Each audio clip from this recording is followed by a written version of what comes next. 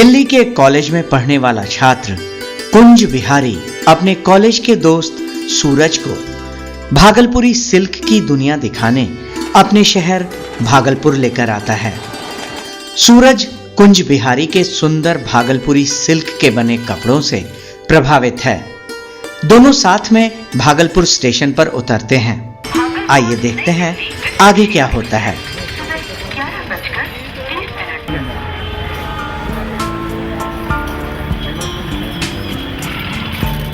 क्यों भाई, रिक्शा खाली है? जी कहाँ जाना है? पुरानी गली चौक के पास। जी आइए हुजूर। चलो सूरज बैठो।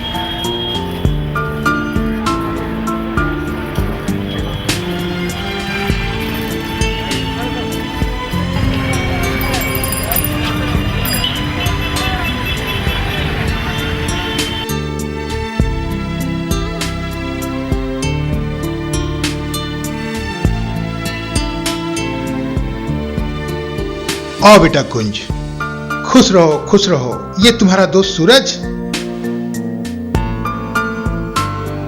कैसा सफर रहा बेटा? जी अच्छा रहा अंकल, ठीक से आ गए। अच्छा अंकल जी, एक बात पूछें? कुंज बता रहा था कि यहाँ रेशम के कपड़े बनते हैं, वो कहाँ पर हैं? रास्ते में तो कहीं दिखे नहीं।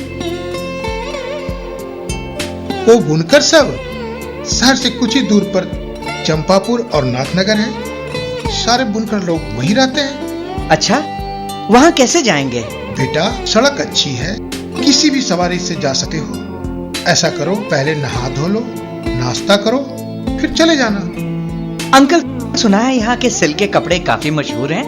हाँ बेटा, यहाँ के कपड़े पहनकर लोग गर्व महसूस करते हैं। दिल्ली हो चाहे मुंबई, लंदन हो चाहे अमेरिका, हमारा यह सिल्क का कपड़ा हर जगह मशहूर है। आओ सूरज, चलो चलते हैं।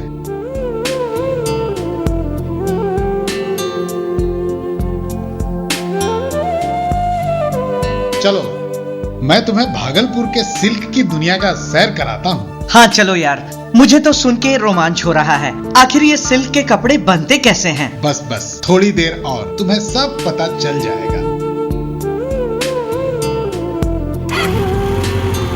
चलें? हाँ चलो।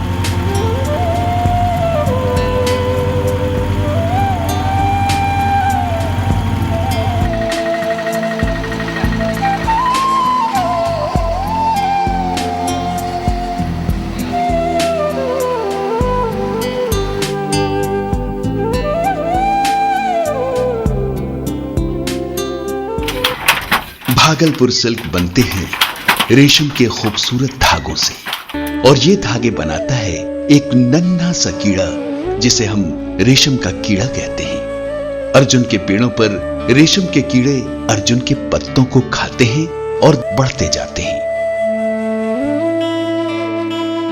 रेशम की तितली के अंडों से बिहार के बांका जिला जैसे स्थान पर प्रजनन एवं विकास की प्रक्रिया द्वारा कोकून तैयार किया जाता है। अंडों को विषाणु रहित जांच के बाद परिपक्व होने के लिए उचित तापक्रम पर रखा जाता है। अर्जुन के छोटे छोटे वृक्षों के पत्तों पर अंडों से निकलने वाले नवजात कीड़ों को रखते ही ये कीड़े बहुत तेजी से पत्तों को खाना शुरू कर देते हैं। अर्जुन के पेड़ों को छोटे आकार में ही रखना आवश्यक है, क्योंकि इन कीड़ों को ऊपर की ओर चढ़ने की आदत होती है और अधिक ऊंचे वृक्ष होने पर ये ऊपर चले जाएंगे और चील कौओं आदि द्वारा इनका शिकार हो जाएगा। इससे इनके उत्पाद में नुकसान होगा, इसलिए समय समय पर लंबे होते अर्जुन के वृक्षों की ऊपर से छटाई करते रहना आवश्यक है। लगातार पत्ते खाते रहने से ये कीड़े बहुत तेजी से विकसित होते हैं और इनके शरीर के 40% से भी अधिक भाग में रेशम के धागे बनाने वाले द्रव जमा होने लगते हैं। करीब 50 दिनों बाद ये कीड़े अपने शरीर के चारों ओर मुंह से निकलने वाले द्रव को धागे के रूप में लपेटने लगते हैं। द्रव हवा लगते ही एक मजबूत धागे में परिवर्तित हो जाता है।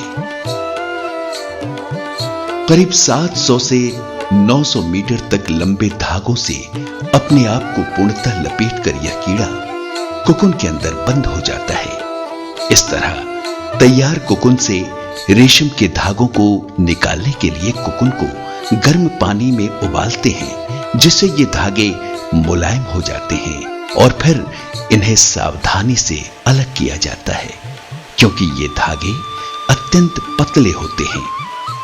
इसलिए एक साथ 6 या 8 धागों को मिलाकर एक बनाते हुए रील पर सावधानी से लपेटा जाता है। परंपरागत रूप में पहले महिलाएं अपनी जांघों पर हाथों से इन धागों की कताई करते हुए मजबूत, महीन और सुंदर धागों का निर्माण किया करती थी। रेशम के धागों को बनाने की यह प्रक्रिया आज भी प्रचलन में है। साथ ही अन्य तरीकों से भी इनका निर्माण किया जाता है। पहले तो हम लोग का माँ बहन वगैरह ये सब जांग पर उसको इस तरह से मल मल करके उसको बनाया जाता था। धागा को 7-8 गोटी का एक धागा होता था, बहुत महीन होता है, तो उस प्रकार से बनता था और उसी से मतलब तानी बना करके हैंडलूम में जाता था। बहुत लंबा प्रोसेस का ज़रूरत पड़ता था और टोटल हैंड का ही प्रोसेस था। रेशम के कोकुन की खेती से किसानों को मात्र 2 माह में करीब 15,000 रुपयों की आमदनी होती है। कुछ कोकुन को प्रजनन के लिए सुरक्षित रखा जाता है, जिससे रेशम की तितली अपनी वयस्क अवस्था प्राप्त कर बाहर निकल आती है। कोकुन से बाहर आने के लिए उसे कोकुन में छेद करना पड़ता है। इस तरह के छेद वाले कोकुन से कपड़े बनाने के लिए धागे नहीं मिलते, लेकिन इनसे अन्य तरह के सामान भी बनाए जाते हैं, जिनका विदेशों में वॉल पेस्टिंग के रूप में उपयोग किया जाता है। क्योंकि इनमें कीड़े नहीं लगते, इसलिए इनकी विदेशों में अत्यधिक मांग है। भागलपुरी रेशम को तसर के नाम से जाना जाता है। भागलपुरी तसर कहें या फिर भागलपुरी रेशम, इसका अपना प्राकृतिक रंग है। सफेद चंदन या क्रीम कलर, हल्का पीला और काला, इन तीनों तरह के रंगों का मिला जुला रूप रेशम के धागों में दिखता है। रेशम के ये मौलिक रंग के कपड़े बहुत प्रचलित हैं। इसके साथ साथ आजकल अलग अलग रंगों में रेशम के धागों को रंगा जाता है और सुंदर सुंदर वस्त्रों का निर्माण किया जाता है। आओ सूरज,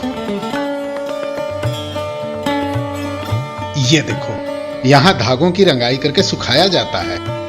अच्छा, ये रेशम के धागे हैं। अच्छा, यहाँ सारे हरे एक ही रंग के हैं? अलग अलग रंगों में रंगाई करके सुखाया जाता है। वहां तुमने सब हरा देखा था, यहाँ सब पीला है। अरे वाह! ये देखो और वो देखो, यहाँ 2 अलग रंग। सच, ये तो रंगों की अलग दुनिया है।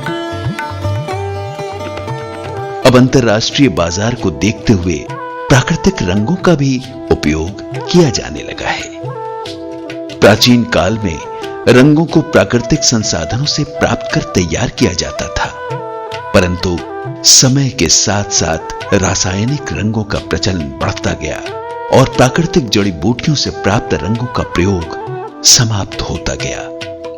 आज के मशीनी युग में पर्यावरण प्रदूषण से बचने के लिए फिर से प्राकृतिक संसाधनों का उपयोग शुरू हो गया है। प्राकृतिक रंगों से बने कपड़ों का अंतर्राष्ट्रीय बाजार में बहुत मांग है। हर फाइबर की, हर धागे की रंगाई बहुत मायने रखती है, ताकि उससे बना हुआ कपड़ा काफ़ी उत्कृष्ट हो और किसी भी समय अपनी क्वालिटी को लूज़ नहीं करे। इसके लिए ISI मेथड है, BSI मेथड है। ये हम लोग समय समय पर इसकी जानकारी जो लोग हमारे यहाँ ट्रेनिंग लेने के लिए आते हैं और वैसे भी जब हम लोग अपनी फील्ड वर्क में जाते हैं, डिमॉन्स्ट्रेशन में, हमारे वर्कशॉप्स में हम ये बार बार उनको स्ट्रेस करते हैं कि कारीगरी के लिहाज से जितना बेहतर आप कपड़ा बनाएंगे उतनी ही बेहतर उसकी रंगाई और धागे की पकड़, सब कुछ बरकरार होना चाहिए। धागों के लच्छों को अलग अलग रंगने के बाद सुखाया जाता है और फिर शुरू होता है ताना और बाना का कार्य, यानी बुनाई का ऐतिहासिक कलात्मक कार्य, जिससे भागलपुर में लगभग 60 से 70 हजार बुनकर जुड़े हैं। इसमें एक परिवार में अगर 4-5 आदमी हैं, सारे लोग मिल करके उस काम को करते हैं और उसी ताने बाने से जो है उनका 5 परिवार चलता है। जो भी उसमें कमाई होता है उसी से वो अपना उपार्जन करके वो 5 परिवार को चलाते हैं। देखो, ये सब बुनकर हैं, सिल्क की बुनाई करते हैं। देखो, कपड़ा बन रहा है।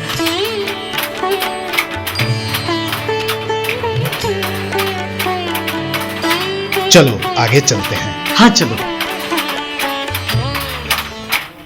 परंपरागत रूप से हैंडलूम पर काम करने वालों के साथ साथ यहां एक बहुत बड़ी तादाद पावरलूम की भी है। भागलपुर के चंपापुर, नाथनगर, पुरैनी, भगैया आदि स्थानों पर जाते ही सुनाई देती है खास तरह की आवाज। खट खटा खट, खट खटा खट। सधे हुए हाथ जो न जाने कितनी पीढ़ियों से ये काम कर रहे हैं। भागलपुर में रेशम उद्योग से जुड़े करीब 80% बुनकर अनपढ़ हैं। इन्होंने कहीं भी और कभी भी कोई प्रशिक्षण नहीं लिया। यहां बनने वाले कपड़ों में डिजाइन भी स्वयं का बनाया हुआ होता है। बुनाई की ये मौलिकता इन रेशमी वस्त्रों की खास पहचान है।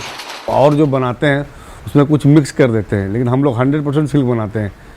एक धागा, एक कोकून से निकाल के धागा, उसके बाद हाथ पे हम लोग धागे को बना के तैयार करते हैं। उसके बाद हम लोग उसको मतलब कपड़ा को तैयार करते हैं, मिक्स नहीं करते हैं। सही मायने में एक कुटीर उद्योग है ये रेशमी कपड़ों का संसार, जहां रेशम के कीड़ों के पैदा होने, उनका कोकून बनाना, फिर कोकून से रेशम के धागों को तैयार करना, इन्हें रंगना, इनकी बुनाई करना, इन पर कढ़ाई करना, सब कुछ इन छोटे छोटे घरों में परिवार के अलग अलग सदस्यों के सहयोग और सहभागिता के साथ करने के बाद फिर इनको बाजार में लाना भी, ये सभी काम यूं ही पीढ़ी दर पीढ़ी होते आ रहे हैं। ये हैं अमरीश दास और इनका परिवार, इनकी पत्नी, 2 लड़कियां और 2 लड़के। अमरीश दास की पत्नी भी इनके बुनाई कार्य का एक अहम हिस्सा धागों को उपयुक्त रील में लपेटने का कार्य करती हैं। इनकी दोनों लड़कियां पूजा और स्वाति तरह तरह की कलाकारी से सजी दुपट्टों का निर्माण करती हैं। साथ ही आधुनिक डिजाइन के ये अन्य वस्त्रों का निर्माण भी करती हैं। अमरीश जी के दोनों लड़के परमेश्वर कुमार दास और फणी भूषण भी इनके बुनाई कार्य में बराबर का हिस्सा लेते हैं और तैयार माल को बाजार में बेचने का कार्य भी स्वयं करते हैं। चंपापुर और नाथनगर से होकर गंगा की एक सहायक नदी बहा करती है। इसे चंपा नाला के नाम से जाना जाता है। यहां एक प्रचलित कहावत में वर्णित है कि चंपापुर, जिसे चंपानगर भी कहते हैं, सैकड़ों वर्ष पहले एक बड़ा व्यापारी चांदो सौदागर हुआ करता था, जो यहां से भागलपुरी सिल्क का कपड़ा लेकर बाहर जाता और वहां से सोना, चांदी, जवाहरात आदि खरीद कर लाता था। गंगा नदी से आने वाले व्यापारियों के जहाज चंपा नाला से होकर यहां पीर बाबा मखदूम शाह के मजार के पास ही लगा करते थे। प्रसिद्ध यात्री भेंसा और फहियान ने भी अपनी यात्रा वृतांत में इस बात को लिखा है कि उन दिनों यहां पर गंगा में बड़े बड़े व्यापारिक जहाज आते जाते थे। ये जगह पूर्वोत्तर भारत का एक प्रमुख व्यापार केंद्र था। भागलपुरी तसर के कपड़ों की बेहतरीन बुनाई के लिए यहां का मौसम का अनुकूल होना भी एक कारण है। रेशम के धागों और कपड़ों के लिए भागलपुर का मौसम उचित तापक्रम वाला बहुत ही अच्छा है, जिसका असर इन कपड़ों को सबसे अलग श्रेणी में खड़ा कर देता है।